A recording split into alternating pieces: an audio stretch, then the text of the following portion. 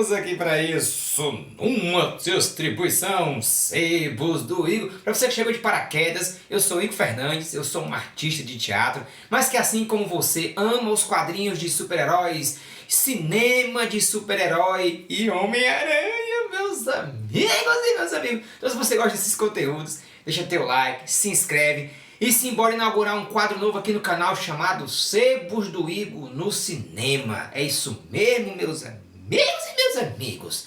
Vou falar de cinema aqui no canal Sebos do Igor. Mas Igor, mas o Sebos do Igor não é de quadrinhos? Sim, creio, tenha nevo, tenha calma, respire, levante os braços, diga São Brás. Venha comigo, venha com a minha fé, com a sua fé, com as nossas fés juntas. Eu vou falar de cinema. Vou falar de cinema relacionado a quadrinhos. E, logicamente, a super-heróis, que tem a ver com quadrinhos. Por que eu vou fazer isso? Eu fazia isso num canal antigo, que é o Pense no Igor. Cansei de fazer, deu vontade de fazer de novo. E como é que eu vou começar esse negócio?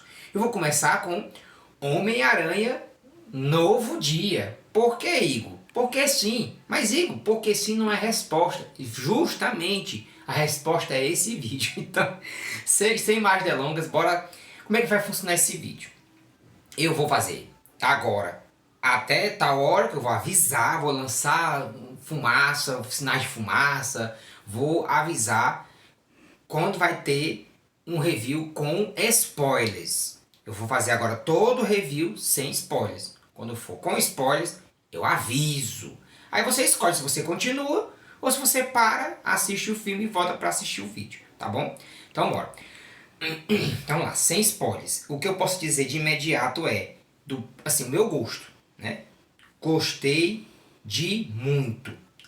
É o tipo de filme que eu assistiria mais de uma vez, porque eu realmente gostei desse filme. Pra mim, o MCU finalmente respeita o Homem-Aranha.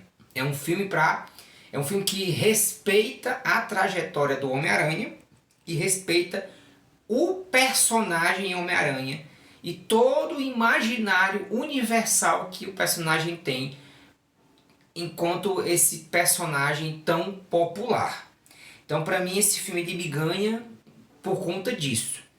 Outra coisa que eu acho muito pertinente de poder dizer o quão bom esse filme é o como esse filme ele acolhe também tanto as pessoas que, porventura, são novas no MCU, que com certeza é o foco do MCU, é querer trazer novas pessoas, mas também acolhe a galera que tem acompanhado todo o MCU e que de alguma forma também ama o personagem como essa figura dos quadrinhos e de outras mídias. Então assim, você não vai ver o Homem-Aranha do Sam Raimi, você não vai ver o que é o do Tobey Maguire, enfim, todo mundo sabe como é que pronuncia. Quem estiver achando ruim, coloca nos comentários a sua pronúncia. Então, né? E você não vai ver o Homem-Aranha do Andrew Garfield. O que você vai ver é um Homem-Aranha mais amadurecido do Tom Holland. Que eu acho que tá, a atuação do Tom Holland é a melhor que eu vi de todos os filmes que ele fez até agora. Vejo que ele amadurece como pessoa. Isso reflete no trabalho dele como ator e amadureceu o personagem, tanto Peter Parker como o Homem-Aranha.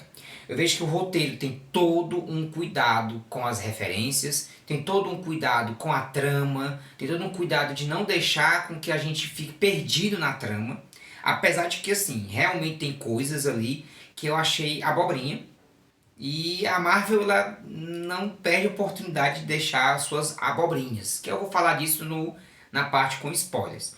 Mas também não senti que o filme estava me enrolando. A trama não me enrola, a trama vai direto ao ponto, naquilo que de fato interessa, e eu não me sinto como se tivesse uma encheção de linguiça no meio do filme ou no começo do filme. De fato, a forma como eles apresentam os acontecimentos que situam o atual contexto do filme é muito mais dinâmico, é muito mais rápido, é muito mais frenético. Penso que isso foi a melhor escolha. Que se a Marvel tivesse feito isso em outras ocasiões, teria sido perfeito. Mas nesse filme eles apresentam um salto temporal e um Homem-Aranha amigão da vizinhança, que finalmente, para os fãs do Homem-Aranha, é muito bem-vindo. Esse Homem-Aranha que ajuda as pessoas na rua, que ajuda as pessoas ali em Nova York, que tá ali meio que prendendo os vilões. E assim, você vai vendo personagens que você vai ver que assim, tá no trailer, né? Justiceiro, Escorpião. São personagens que você não é spoiler não. Isso aqui quem acompanhou os trailers viu esses personagens. Essas interações elas acontecem de forma muito pontual, muito precisa, muito cirúrgica. Penso até que não me interessa a origem do Escorpião, não me interessa como foi que as coisas se tornaram, como se configuraram, porque não me interessa. Eu estou vendo já um Homem-Aranha vivido, tá vivendo a sua vida, tá trabalhando, tá fazendo o seu trabalho. Tem algumas personagens que, nossa, elas é um quentinho no coração você saber que elas existem agora nesse universo cinematográfico da Marvel e, na verdade, nesse novo universo do Homem-Aranha. Tem uma fase dos quadrinhos muito específica que apresenta, que tem a ver com esse contexto. Eu vou falar na parte com spoilers. Vamos lá. Fotografia, direção de fotografia desse filme é espetacular. Muito voltada à ótica do Homem-Aranha e, portanto, nos mostra realmente assim, é como se você estivesse em muitos momentos vivendo na pele do Homem-Aranha. Isso também é muito divertido e também é muito instigante. A direção de fotografia também se preocupa muito com a estética da cidade de Nova York, com os efeitos práticos e a forma como os efeitos especiais eles entram no filme, eles melhoram o filme, eles não atrapalham o filme, eles não é uma ferramenta que faz você ficar esquecendo que você, como é que eu posso dizer, lembrando que você está assistindo um filme. E a direção de fotografia traz uma grandiosidade pro personagem, que eu acho que precisava. Que assim, são 3 filmes que antecedem a esse e o Homem-Aranha parece pequeno demais para o que ele de fato é, né? A trilha sonora também muito bonita, tem muita nostalgia, mas tem muita coisa original nessa trilha sonora.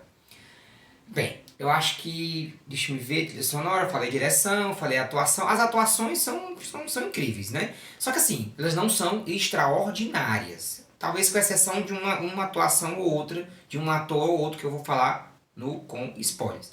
Mas, no geral, as atuações dão um salto de maturidade. Você vê como você vê o elenco dos amigos do Homem-Aranha já crescidos, né? Na faculdade e tudo mais. Você vê que os atores podem dar mais camadas nas atuações deles. Acho que aqui por enquanto eu posso dizer enquanto review sem spoiler. Então, ó, pense que agora em diante é com spoiler. Então, meu amor, deu quanto tempo aí? Dá dando quanto tempo aí agora? 8 minutos. Pronto. 8 minutos. Você, ó, agora em diante eu vou falar. E aí se você não quiser ouvir, se não assistiu o filme ainda, vá assistir o filme e volta, tá bom? Então bora. Simbora aviões, simbora. Bom, muito bem. Cindy Sink. Sim, meus amigos e meus amigos. Ela é a Jean Grey. Mas não é a Jean Grey dos X-Men. Ela é uma Jean Grey que é muito antes, que antecede a todos e quaisquer acontecimentos do universo dos mutantes dos quadrinhos. Ela é uma Jean Grey muito... Ela não é uma Jean Grey dos quadrinhos.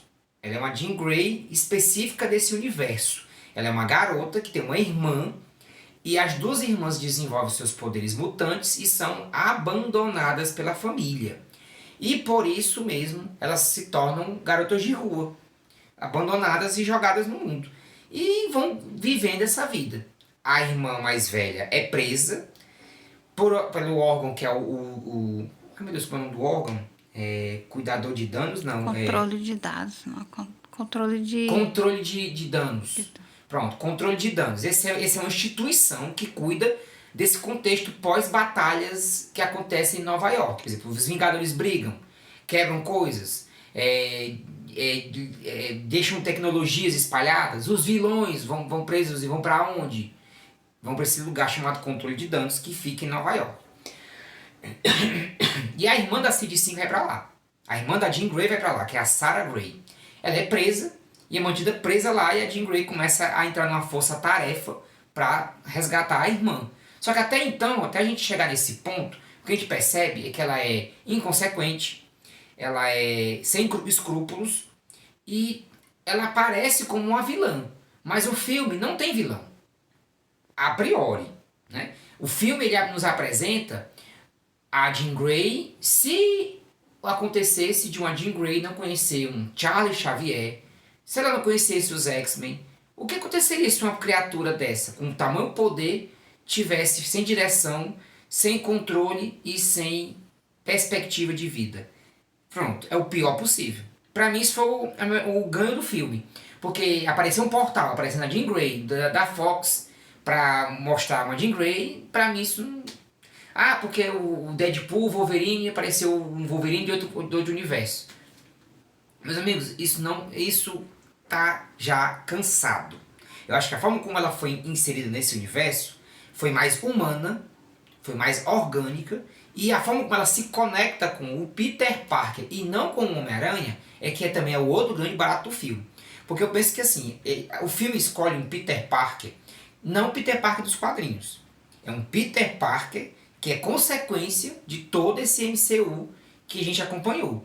Porém, a gente começa a ver um Peter Parker mais próximo dos quadrinhos por conta da ausência de uma série de coisas que ele tinha ali de mão beijada nos filmes anteriores. Ah, mas ele fica pobre, totalmente pobre?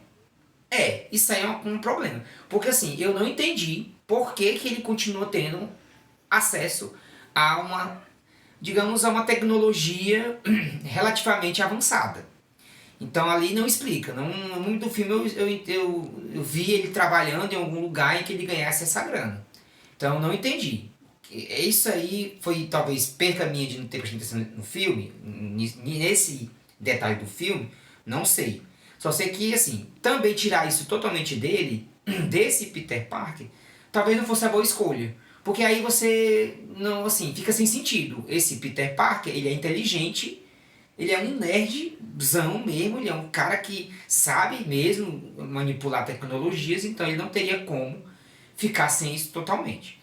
Mas eu vejo que, assim, as tramas dele com relação aos conflitos dele, né, com relação a contar ou não para os amigos quem ele é, não é muito bem explorado, porque não dá tempo.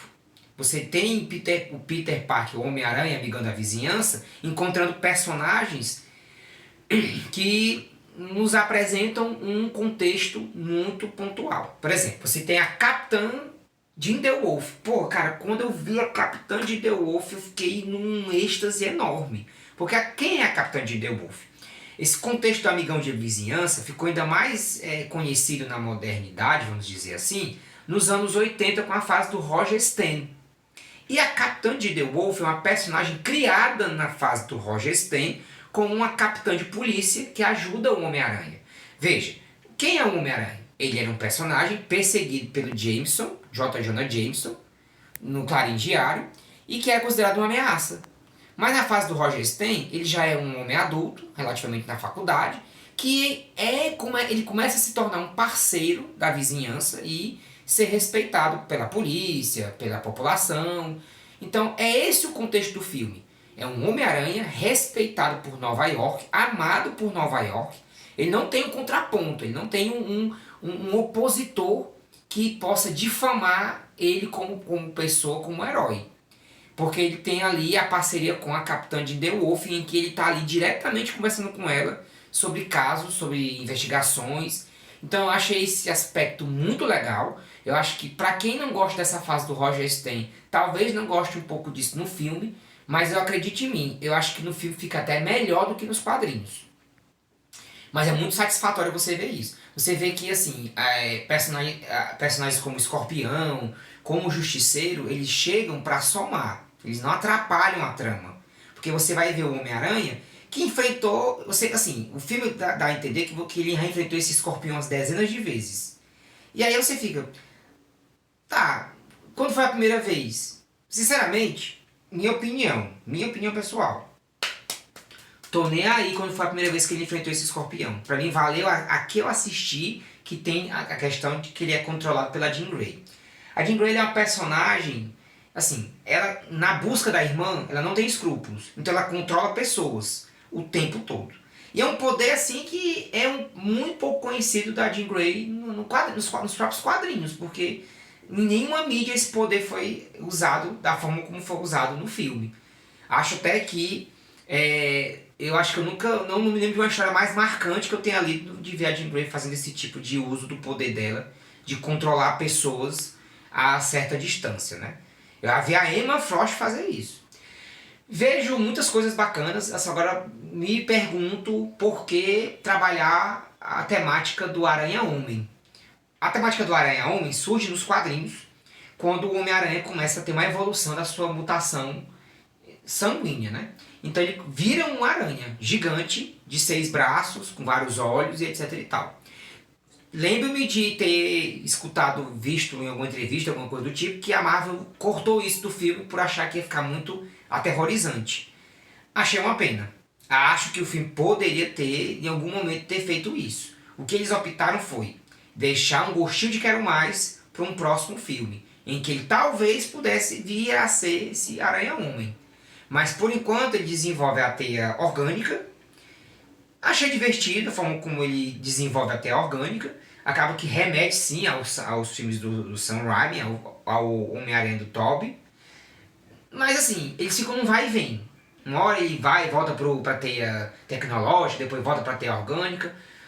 Termina o filme ele se decidindo em abraçar a sua organicidade e ele se fortalece. Eu acho que a cena dele dando a reviravolta e ficando mais forte é linda. Todas as cenas de luta são muito bem coreografadas. Então é tudo muito lindo. Você se empolga com todas as lutas que você vê no filme. Não tem uma luta mal feita. O CGI está muito bem pontuado. A aparição do Hulk é uma das melhores aparições do Hulk em todo o MCU. Lembra até o Hulk do primeiro filme que antecede até o filme do Homem de Ferro. Para vocês terem uma noção, que acho que o que faltou no filme inteiro de CGI, acho que eles botaram só do Hulk. Né? Acho que, vamos lá, o que eu posso falar pra gente concluir o vídeo, né? Eu acho que essas abas abertas, muitas abas abertas do filme, sobre essa questão de como é que vai ficar a Jean Grey de agora em diante, se ela vai se tornar uma futura X-Men, se vai existir os X-Men, vai dar trabalho pra Marvel. O que é que a Marvel vai fazer com essa criatura, eu não sei. Mas como a amizade que ela cria com o Homem-Aranha é muito bonita, muito bonita. Ela perde a irmã, o Peter perdeu a May e os dois se conectam por conta da perda. Eu acho que isso responde também a pergunta que ficou no filme anterior sobre como é que o Peter estava lidando com seu luto. Eu acho que esse filme ele respeita muito a história do Homem-Aranha. É um filme que remete muito a um Homem-Aranha clássico, esse Homem-Aranha dos quadrinhos, do nosso imaginário popular, né? Que eu acho que não necessariamente só por conta da fase do John Romita, né? O visual do Peter, o Homem-Aranha desse filme é muito John Romita, assim, Romita Sênior, né? Aquele clássico, bem clássico mesmo, assim, muito bonito, as cores são muito bonitas, a cor do uniforme tá simplesmente perfeita, perfeita, assim, sem tirar nem pôr. Você vê que agora não é mais um boneco vestindo uniforme, é uma pessoa dentro daquele uniforme. Achei muito bonito você poder ver os olhos dele por detrás da lente, né? Tanto você vendo de maneira frontal, como você vendo por trás da máscara. Essas usos de câmera na perspectiva do Homem-Aranha, assim, para quem gosta dos jogos do Homem-Aranha, vai adorar isso daí. Eu acho que a galera não vai gostar muito do Justiceiro. Porque quem gosta do Justiceiro da série da Netflix, talvez não vai gostar muito do senso de humor dele. Porque ele, para se adequar a esse filme, ele teve que ter mais senso de humor. Não fica pastelão.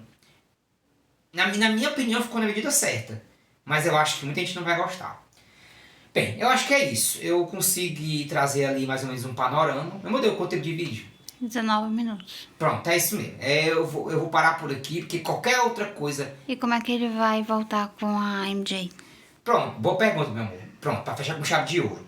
Ela não lembra de nada, e ela não lembrar de nada é verossímil, porque a magia do Doutor Estranho foi pra isso. Ninguém lembra de nada. Quando eu disse de abobrinha, é porque assim, ele faz lá o toquezinho lá com o Ned Leeds, né, que é o melhor amigo dele, e ele lembra. Mas com a MJ não lembra. Deram um beijão, porque ela foi manipulada pela Jean Grey, mas ela não lembra.